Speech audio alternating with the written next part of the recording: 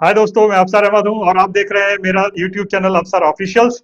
आज दोस्तों हम बात करेंगे सीमांचल के एक और मुस्लिम बहुल आबादी वाले जिले अररिया की। और मैं आपको बता दूं दोस्तों, अररिया में कुल 6 विधानसभा सीटें हैं और इसमें 40% से ज्यादा मुस्लिम आबादी है। और इन 6 सीटों में 2 पर माइनॉरिटी के उम्मीदवार जीते हैं, जिसमें से एक कांग्रेस का है और एक AIMIM का उम्मीदवार रहा। जबकि 3 सीटों पर बीजेपी के उम्मीदवार 2020 में जीते और एक पर जेडीयू जीती। तो आप ये समझ सकते हैं कि जो डोमिनेशन है, माइनॉरिटी की बात होती है, लेकिन उसके बाद भी जो डोमिनेशन है वो यहाँ पर एनडीए का है। उनके पास 4 सीटें रही हैं। तो गुणा गणित जैसा हमें बाहर से दिखता है वैसा नहीं है। इन अब की बार क्या हाल है, जो प्रत्याशी खड़े हुए इन 6 सीटों पर, उनसे क्या बनेगा, क्या स्थिति रहेगी, इस पर चर्चा करने के लिए हमारे साथ मौजूद हैं सीनियर जर्नलिस्ट अररिया के निखिल कुमार जी। निखिल कुमार जी, हमारे इस प्रोग्राम में आपका बहुत बहुत स्वागत है। थैंक यू जी, जी। निखिल जी, हम शुरू करेंगे। पहली सीट है हमारी आपकी नरपतगंज। जरा बताएंगे नरपतगंज से कौन उम्मीदवार है, क्या स्थिति है? नरपतगंज से अभी जो है राष्ट्रीय जनता दल महागठबंधन के तहत जो है मनीष कुमार यादव को यहाँ टिकट दिया है। और इससे जी पहले जो है यहाँ उम्मीदवार जो है अनिल यादव हुआ करता था महागठबंधन से, जी राजद कोटे जी से। लेकिन उनका जी टिकट इस बार काट दिया गया है और जी उसके जगह पर मनीष कुमार को दिया गया है। तो जी इसको लेकर के जो है क्षेत्र पे अनिल यादव के द्वारा जो है इसका विरोध हुआ है और वो एक इंडिपेंडेंट कैंडिडेट के तौर पर जो है मैदान में उतरे हुए हैं। और जी इनका जी मुख्य मुकाबला जो है भाजपा के देवेंती यादव से है। वहां भी जो है पूर्व के जो विधायक हैं, अभी वर्तमान में जो विधायक थे, उनका टिकट जी काट दिया गया है, जयप्रकाश यादव जी का।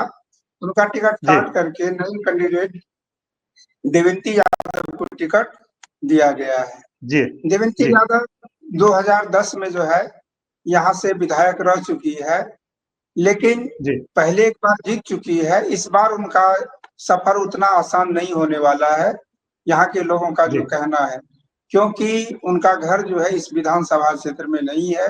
उनका घर जी फारबिसगंज विधानसभा क्षेत्र जोगनी में है। जी वो एक बाहरी उम्मीदवार के तौर पर जो है लोगों के बीच में उनका खास करके पार्टी के अंदर ही विरोध है, क्योंकि जी भारतीय जनता पार्टी से जो भी लोग टिकट चाहते थे नरपतगंज से, उनको टिकट नहीं मिला है।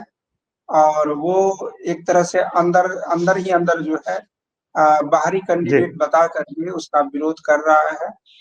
अगर जी इधर महागठबंधन में राजद में देखें तो राजद में भी वही हाल है कि टिकट के दावेदार अनिल प्रसाद यादव थे और अनिल यादव को जब टिकट नहीं मिला तो वो निर्दलीय के रूप में जो है चुनाव मैदान में है।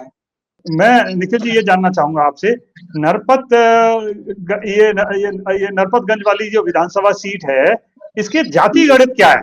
इसमें मतलब यादव, मुस्लिम, ब्राह्मण किस रेशो में है, कुछ अंदाजा है?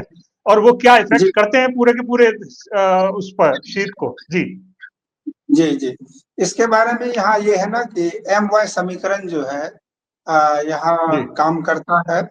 अगर जी यादव जो है पूरी तरह से राष्ट्रीय जनता दल की तरफ चला जाता है तो राजद के कैंडिडेट जी जीत जाते हैं।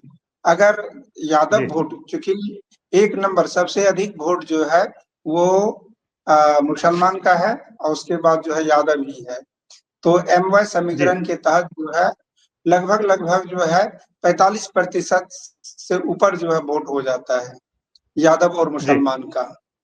तो ये एक ओके विनिंग कॉम्बिनेशन है। लेकिन उधर अगर हम जी 45 इधर देख रहे हैं तो 55 हमें उधर देखना होगा, जो उसी तरह से जी इंटैक्ट होता है। अगर भाजपा के साथ वो सभी इंटैक्ट रह जाता है, गैर यादव जी और गैर मुस्लिम, तो भाजपा जीत जी जाती है। तो ये ओके पूरी तरह से यादव पर निर्भर करता है कि वो कितना कम टूटता है राजद से। अगर राजद से ओके ज्यादा टूट जाता है तो भाजपा जीत जाती है। तो इस बार भी मुख्य मुकाबला जो है वो महागठबंधन, राष्ट्रीय जनता दल के उम्मीदवार मनीष यादव और भाजपा के उम्मीदवार देवेंद्र यादव के बीच ही रहने वाला है। तो अभी जो राष्ट्रीय जनता दल के पूर्व विधायक हैं, जिनको टिकट नहीं मिला, जो टिकट के दावेदार थे, वो इस यहाँ जो चुनावी समीकरण है, उनको त्रिकोणीय बना रखा है। उनके समर्थक जी जो है पूरी तरह से उनके साथ लामबंद है और उन्होंने जो है निर्दलीय प्रत्याशी के रूप में जो है नामांकन भी जी दिया और पूरा जोर-शोर लगा रखा है। इनको त्रिकोणीय बना रखा है। ओके, तो तो इसका मतलब ये है कि चांसेस दोनों के मजबूत हैं, क्योंकि दोनों ही पार्टियों में विरोध है। हाँ, दोनों पार्टियों में विरोध है। उधर अगर हम भाजपा के अंदर देखें, तो जनसुराज से जो उम्मीदवार है जनार्दन प्रसाद यादव, वो भाजपा से 4 बार के विधायक रह चुके हैं। ओह, पूर्व में 4 ओके बार जो है वो भाजपा से विधायक रह चुके हैं। तो अगर वो वोट काटेंगे तो ज़्यादातर जो है वो भारतीय जनता पार्टी का ही वोट कटेगा। हालाँकि अजय झा जो अररिया के थे, वो भी जो है उनकी पत्नी जो है यहाँ नामांकन दी थी, लेकिन उनका नामांकन जो है रद्द हो गया है। नहीं तो जी, और वोट कटता। तो ओके। अजय हाँ, जैन को लेकर तो बड़ा हंगामा हुआ था, उन्होंने तो बकायदा कफन ओढ़ के, ये वही शख्स है ना? जी, जी, जी, ये वही हैं जिन्होंने कि जो आत्मदाह का जो है धमकी दिया था और फिर लोगों ने जब समझाया-बुझाया तो निर्दलीय प्रत्याशी के रूप में जो है नरपतगंज से जी उनकी पत्नी जो है अपने पति को बचाने के लिए जो है अपने सिंदूर की रक्षा के लिए जो है उन्होंने नामांकन किया था। लेकिन उनके नामांकन जी को पदाधिकारी के द्वारा जो है किसी कमी के कारण जो है रद्द कर दिया गया है। जी जी जी। निखिल जी, अब एक अगली सीट पर आते हैं। ये सीट है आपकी जोकीहाट की। मुझे जो जानकारी आई है कि ये सबसे ज्यादा हॉट, बड़ी मजबूत सीट और सबसे ज्यादा चर्चित सीट, जिसे हम हॉट सीट कह सकते हैं, वो है। ऐसा क्यों है? जोकीहाट को इतनी ज्यादा चर्चा में क्यों है? जोकीहाट अगर हम देखें अररिया जिला के 6 विधानसभा क्षेत्र में 6 में से सबसे ज़्यादा मुस्लिम बाहुल्य यही है। यहाँ एक 80 से 90% जो है मुस्लिम वोटर है। तो यहाँ जी पर मुकाबला जो है पिछले चुनाव में अगर हम देखें तो यहाँ आईएमएम के उम्मीदवार थे शाहनवाज आलम और जी आरजेडी राष्ट्रीय जनता दल से सरफराज आलम थे। दोनों भाई के बीच में ही रहा। जी जी जी, लेकिन इसलिए दोनों हाँ, भाइयों के बीच मुकाबला है। हाँ, इस बार भी मुकाबला है। रहा था। इस बार भी दोनों भाई है और दोनों भाई का जी पार्टी जो है वो बदल गया है। इस बार जी शाहनवाज आलम जो है वो राष्ट्रीय जनता दल से है और सरफराज आलम जो है वो जनसुराज से है। वहीं जेडीयू जी जो है मंजर आलम को दिया है और जी आईएमएम भी एक प्रत्याशी दिए हुए है जो मुर्शिद खान है, लोकल जी उम्मीदवार है।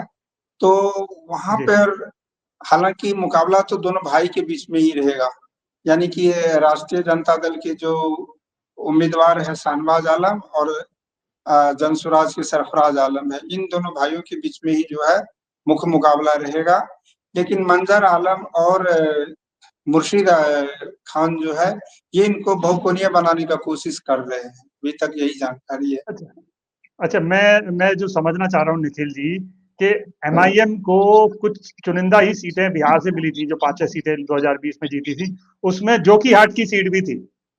तो जी, क्या ये यहाँ पे एमआईएम का कमाल था, या उस कैंडिडेट का कमाल था? मैं ये जानना चाह रहा हूँ, क्योंकि आपकी इस बात से ऐसा लगता है कि कैंडिडेट भी बहुत मजबूत था। जी हाँ, यहाँ आईएमएम को जो सीमांचल क्षेत्र में 4 सीट मिला था, उसमें अगर जी हम देखें तो अधिकांश उम्मीदवार जो है वो अपने बाहुबल से जीतने लायक था और उनको थोड़ा-सा सपोर्ट आईएमएम का मिल गया था, इसलिए उनकी जीत हुई जी थी।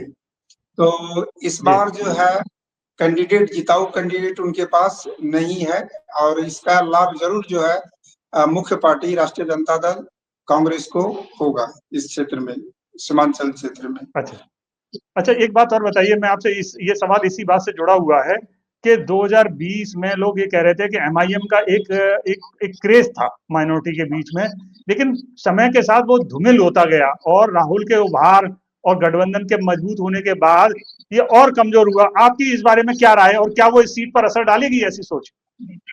पहले से आईएमएम का जो यहाँ वर्चस्व है वो कम हुआ है, इसलिए कि जो भी जी चारों उम्मीदवार उनका जीत के गया था, बाद में राष्ट्रीय जनता दल में ही जो है शामिल हो गया, एक को छोड़ करके। एक को छोड़ करके 3 जो है राष्ट्रीय जनता दल में शामिल हो गए थे। इस वजह से जी अब जो है खास करके सीमांचल के क्षेत्र में जो है आईएमएफ के प्रति जो है लोगों का दीवानगी उतना नहीं है जितना पहले था। खास करके जो जी मुस्लिम कम्युनिटी उनको हाथों हाथ ले रहा था, इस बार वैसा माहौल नहीं है। जी जी जी। निखिल जी, हम अगली सीट की तरफ बढ़ते हैं और ये सीट है आपकी अररिया विधानसभा क्षेत्र की।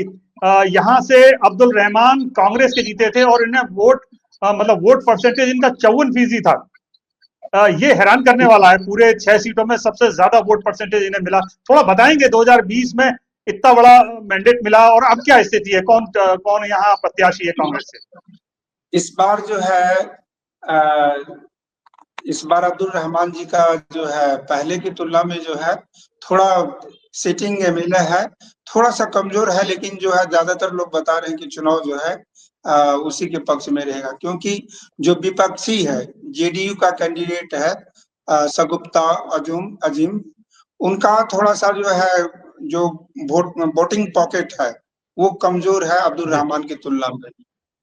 तो जी जी जी जी अच्छा, जेडीयू का जो है वहाँ बीजेपी जो है कोई न कोई कैंडिडेट जो है दे ही देता है, यानी प्रॉक्सी कैंडिडेट वहाँ बीजेपी का होता है। हालांकि वो जी क्षेत्र सीट जो है जेडीयू को मिला हुआ है, लेकिन कोई न कोई जी कैंडिडेट। और वहाँ इस बार जो है शिवदीप लांडे जो पूर्व एसपी अररिया जिला का, जी, इनकी बड़ी वो भी चर्चा है। खड़े हैं।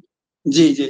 इस जी तरह के कई इंडिपेंडेंट उम्मीदवार भी यहाँ है, जो जी कहीं न कहीं जो है मुख्य जो विपक्षी दल है या जो है पार्टी का जिनके बीच मुकाबला है, उनके मुकाबले को जो है बहुकोणीय बनाने का कोशिश कर रहे हैं। तो उसमें इसका लाभ जो है, जो बताया जा रहा है कि जो कांग्रेस के कैंडिडेट है उसी को मिलने वाला है। अच्छा, मुझे यहाँ का जातीय गणित थोड़ा समझाएंगे?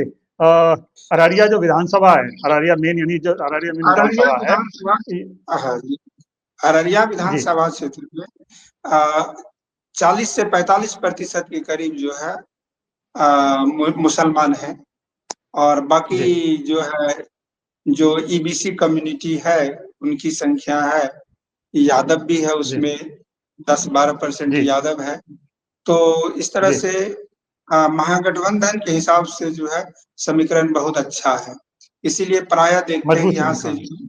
हाँ, महागठबंधन के जो भी कैंडिडेट होते हैं वो आसानी से यहाँ से चुनाव जीत जाते हैं अररिया जी से। जी इस बार भी जी जी जो है कमोबेश रिजल्ट ऐसा ही रहने का अनुमान है। जी जी जी जी। अगली सीट की ओर आते हैं निखिल जी। ये सीट है रानीगंज विधानसभा क्षेत्र है और इसे अचमित ऋषिदेव ने जीता था जदयू के 2020 में, और उन्हें वोटिंग परसेंटेज जो था वो 44% था। जरा इस क्या ये सीट अभी भी रिजर्व है? जी सर, ये सीट अभी भी रिजर्व है, सुरक्षित है, और यहाँ से हाँ। पिछले बार जो है जेडीयू का कैंडिडेट अचमित ऋषिदेव जो है बहुत कम मार्जिन से 1000 से कम वोट से जीता था। कई अच्छा। तो इसमें जो राष्ट्रीय जनता दल का जो कैंडिडेट है अविनाश कुमार मंगला, जो पहले हम्म। शिक्षक से जो है नेता बना है, तो जी उनका पिछले बार भी जो है वर्चस्व था। लग रहा था कि वो जी। जीत जाएंगे, लेकिन जीतते-जीतते वो हम्म। रह गए। इस बार उनका जोर जो है इस क्षेत्र में जो है बहुत अधिक है। तो जी हम पूरे अनुमान तो नहीं लगा सकते कि कौन जीतेंगे या कौन हारेंगे, लेकिन ये बहुत कांटे का मुकाबला होगा, और जिसमें अभी अभी जो है अपर हैंड जो है वो अविनाश मंगलम का ही लगता है। अस्मित के साथ जो है ये अ, जी पिछले बार अभी वर्तमान में विधायक रहे हैं, तो एंटी इनकम्बेंसी का फैक्टर जो है वो है, लोग जी उनसे नाखुश दिख रहे हैं। इसका लाभ अविनाश को मिलने वाला है। जी जी जी। यहाँ का कास्ट कॉम्बिनेशन क्या है निखिल जी? यहाँ कौन कौन सी जातियों का वर्चस्व है? रानीगंज विधानसभा क्षेत्र में, हालांकि ये सुरक्षित विधानसभा क्षेत्र है, और यहाँ पर जो है जो एससी कम्युनिटी के जो जनसंख्या है वो जी जी 16-17% है, और मुस्लिम आबादी हाँ, भी अच्छी खासी है। लगभग जो है 20 से 24 प्रतिशत के करीब जो है मुस्लिम आबादी है। उसके बाद जो है जी 12 से 15% यादव है। उसके बाद जी लगभग 20-22% के करीब जो है ईबीसी कम्युनिटी भी है। जी तो जी जी जी हाँ, ये लोग जो जी ऋषिदेव कम्युनिटी है दलित में जो है इनकी संख्या सबसे ज़्यादा है। जी दलितों जी में अगर हम देखें तो तो महादलित है ये। जी जी जी नेक्स्ट सीट पर आते हैं। ये सीट है आपकी फॉबिसगंज की सीट है और इसे विद्यासागर केसरी ने जीता था, बीजेपी के हैं। और इनको 49% के आसपास वोट मिला था 2020 में। अब की क्या स्थिति है, कौन कौन उम्मीदवार है वहां से? अगर हम फारबिसगंज की बात करें तो फारबिसगंज में मंचन केसरी को लगातार 2 बार से टिकट मिल भी रहा है और लगातार 2 बार से वो जीत भी रहे हैं।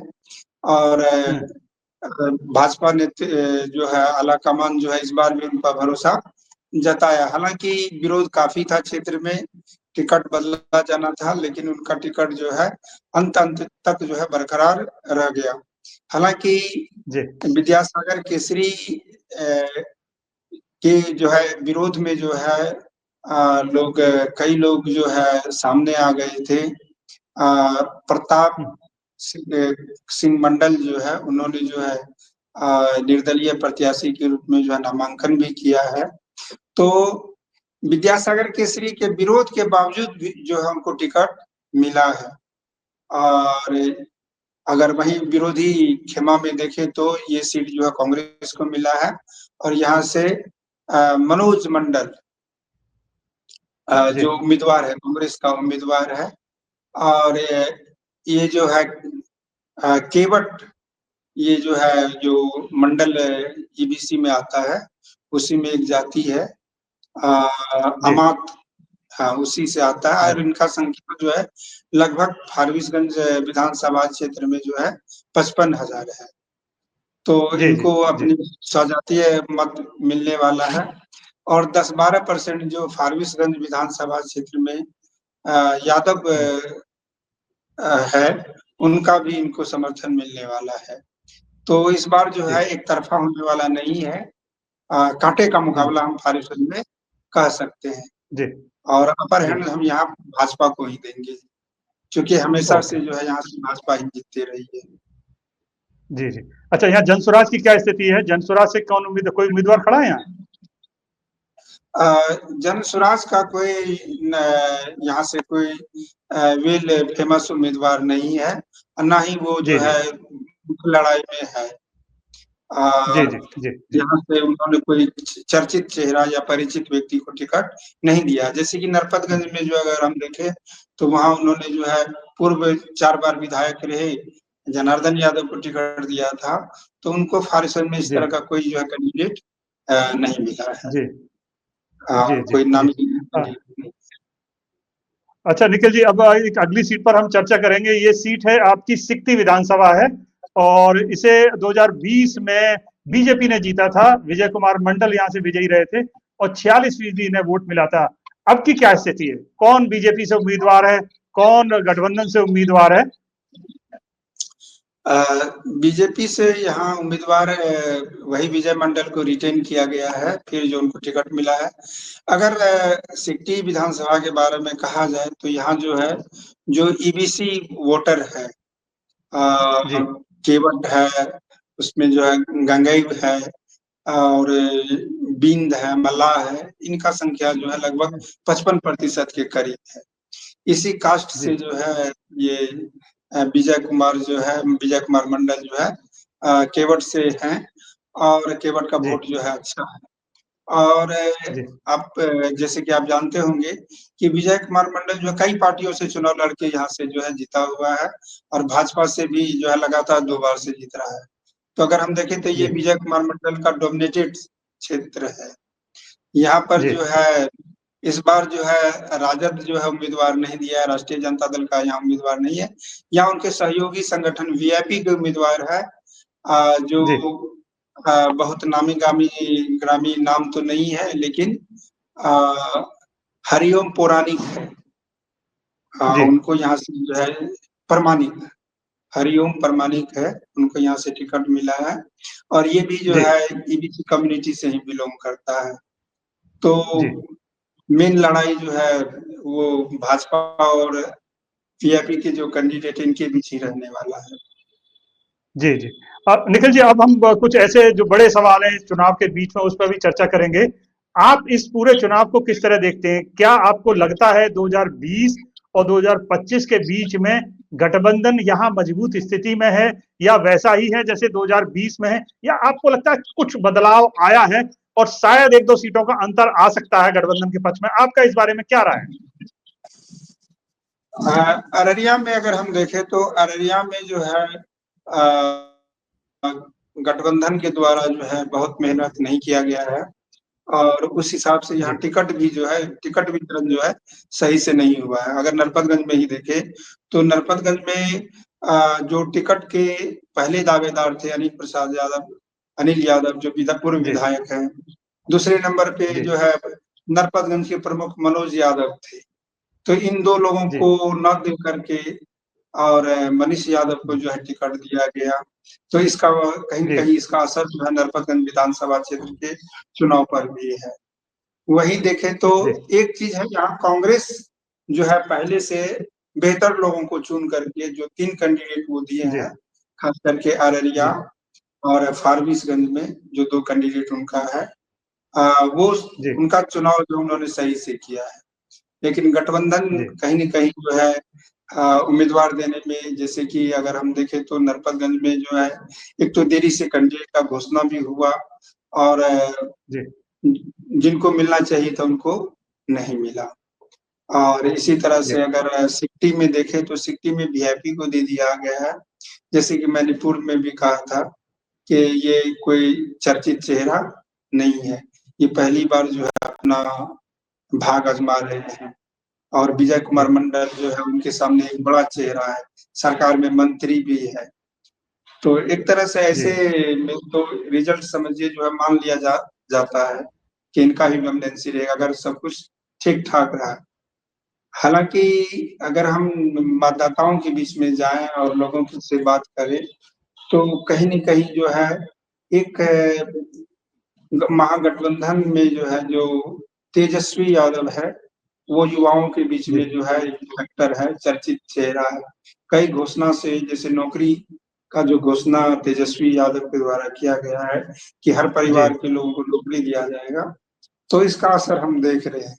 वहीं अगर अगर हुँ, जेडीयू भाजपा देखें तो अभी-अभी जो है अ अ, भाजपा सरकार या जेडीयू सरकार के द्वारा बिहार सरकार के द्वारा 10,000 बिज़नेस करने के लिए जो महिलाओं को दिया गया है, तो ये मुद्दा भी जो है चुनाव को ज़रूर प्रभावित करेगा। लेकिन अररिया जी, में हम कह सकते हैं कि हर सीट पर जो है काँटे का टक्कर है। मुकाबला जी, जो है जोरदार होगा। अगर जी, हार-जीत जी, भी जी। होगा तो थोड़े से अंतर से होगा। पर मैं ये जानना चाहता हूँ कि क्या डेवलपमेंट की बात अररिया में अभी कम है और जाति की बात ज़्यादा है? जैसे बाकी जगहों पे ये कहा जाता है कि नहीं, जाति पहले आ जाती है, विकास की बात बाद में होती है। यहाँ आप क्या महसूस करते हैं कि क्या जो यंग जनरेशन है, जो नई पीढ़ी है, क्या वो विकास पे बात कर रही है? यहाँ जो अभी युवा है, जो बहुत जागरूक हो रहा है, जो पढ़ने-लिखने की उम्र का है, तो वो अपना मुद्दा भी देख रहे हैं। ऐसा नहीं है कि केवल जो है जाति आधार पर जो है वोट दे दिया जाता है। जैसे कि अगर हम देखें तो अररिया जिला में जो है, खास करके नरपतगंज प्रखंड में या भरगमा प्रखंड में डिग्री कॉलेज नहीं है। तो यहाँ एक माँग है डिग्री कॉलेज का, कि इस इलाके में हर एक प्रखंड में जो है डिग्री कॉलेज होना चाहिए। डिग्री कॉलेज के अभाव में जो है, बहुत सारे विद्यार्थी जो है 12वीं के बाद जो है, जो बीए, बीएससी या आगे का जो डिग्री लेना चाहता है, उनको मजबूरी में जो है इग्नू से जो है ये कोर्स करना पड़ता है। तो यहाँ जो है एक बड़ी माँग है डिग्री कॉलेज का, कि कम से कम हर जी, एक अररिया जिला के हर एक प्रखंड में एक-एक डिग्री कॉलेज जो है स्थापित होना चाहिए। फिर जो है जी, अररिया जिला में अगर हम देखें तो बिहार के लगभग जो है 20-25 जिले में जो है मेडिकल कॉलेज हो गया है। अररिया जिला में अभी भी जी, मेडिकल कॉलेज नहीं है। तो जी, ये सब भी माँग है। बियाडा का यहाँ पे फारबिसगंज में जो है, जो इंडस्ट्रियल बेल्ट है, यहाँ आप जानते हैं यहाँ मक्का की खेती सबसे अधिक होता है अररिया जिला में। और मक्के की खेती में मक्का का जो डिमांड जो है वो या तो इथेनॉल में होता है, या जो है इससे जो है कुरकुरे वगैरह बनाए जाते हैं और कई प्रोडक्ट जी तैयार होते हैं। तो उनके फैक्ट्री का, कारखाना का मांग जो है यहाँ लोग गाहे बगाहे करते रहते हैं। जब कभी भी जो है कोई उद्योग मंत्री बनते हैं सीमांचल, जैसे कि पहले शाहनवाज जो है उद्योग मंत्री थे, तो उनसे जो है भाजपा के शाहनवाज की बात मैं कर रहा हूँ, जी शाहनवाज हुसैन, तो वो उद्योग मंत्री थे। तो उनसे जो है फारबिसगंज और नरपतगंज के लोगों ने जो है एथेनॉल फैक्ट्री का मांग किया था। तो यहाँ ऐसा लोगों का मांग रहता है कि उद्योग लगे, कल कारखाना लगे, और इस इलाके से खास करके अररिया जिले से काफी लोग जो है बाहर रोजगार के लिए, काम के लिए पलायन करते हैं। तो पलायन रुकना जी चाहिए, लोगों को यहीं पर जो है रोजगार मिलना चाहिए, ये मुद्दा है। जी जो बिजली है, सड़क है, पानी है, जो स्थानीय मुद्दा है, वो तो है ही, कहीं सड़क टूटा हुआ है, कहीं बना हुआ है, वो मुद्दा अपनी जगह पर है। लेकिन जो विशेष शिक्षा, उद्योग, शिक्षा में जैसे डिग्री कॉलेज है, उद्योग में जो एथेनॉल, और जी यहाँ अब ये कभी जो है जूट का क्षेत्र हुआ करता था, पूर्णिया कमिश्नरी, तो जी अभी जो है कोई भी जूट का यहाँ जो है मिल नहीं है, और सारा जूट अभी भी जो है, जो भी जूट होता है वो कलकत्ता ही जाता है। तो कृषि जी आधारित उद्योग का यहाँ अभी भी संभावना है, सरकार को इस तरफ ध्यान देना चाहिए। और अगर कोई ऐसा प्रोग्राम रखते हैं तो जरूर उनको वोटर के द्वारा समर्थन मिलेगा। जी। अच्छा, मैं एक अंतिम सवाल आपसे पूछूंगा कि नीतीश के शासन को थोड़ा आगे पीछे करें तो 20 साल से ज्यादा हो गए। क्या जी जी। 20 साल में सीमांचल के इलाकों में जो डेवलपमेंट आज देखते हैं एज ए जर्नलिस्ट, मतलब तो आप इसे कैसे इवेल्युएट करते हैं? क्या आप इससे सेटिस्फाइड हैं? आपको लगता है कि उतना नहीं है जितना होना चाहिए था? जिस तरह की चर्चा थी, जिस तरह की बात थी, उस तरह का काम क्या मिला? क्या सीमांचल के इलाकों, जैसे आपने बहुत सारी समस्याओं को बताया, बहुत सारी चीजों को बताया, इससे ये इंडिकेट होता है कि बहुत कुछ करने की जरूरत है। जी बात अगर सीमांचल के इस अररिया जिले का किया जाए, तो अगर हम इस 20 वर्ष का तुलना पूर्व से करें, जिस 20 वर्ष के दौरान जो है नीतीश कुमार मुख्यमंत्री के रूप में रहे हैं, तो पहले से इन्होंने जो है बेहतर किया है। जैसे सड़क पहले जो है बहुत ज्यादा, मतलब कच्ची ही सड़क था ज्यादातर, तो वो पक्की हुआ है, लेकिन अभी उसमें भी सुधार का जरूरत है। पक्की तो हो गया है, जी लेकिन वो जी साल 2 साल में गुणवत्ता की कमी है। जी सड़कें बन जरूर रही है, लेकिन उसमें गुणवत्ता की कमी है। और जी जहाँ तक जो है, अ, अगर हम देखें तो 20 साल में अगर किसी क्षेत्र में काम नहीं हुआ है, तो वो उच्च शिक्षा के क्षेत्र में कोई काम नहीं हुआ। अगर अररिया जिला में देखिए, जितना जो फारबिसगंज अररिया कॉलेज, अररिया 2 ही सरकारी कॉलेज जो है बहुत काफी समय से है, और इस 20 साल के दौरान जो है कोई डिग्री कॉलेज नहीं बना है। तो इसको हम एक कमी के रूप में देखते हैं कि नीतीश जी का ध्यान जो है अररिया जिला में किसी नए शिक्षण संस्थान स्थापित करने पर नहीं गया। हालांकि अगर प्राथमिक और माध्यमिक शिक्षा में देखें, तो उसमें उसको बदलने में जो है नीतीश जी को जो है सफलता मिली है।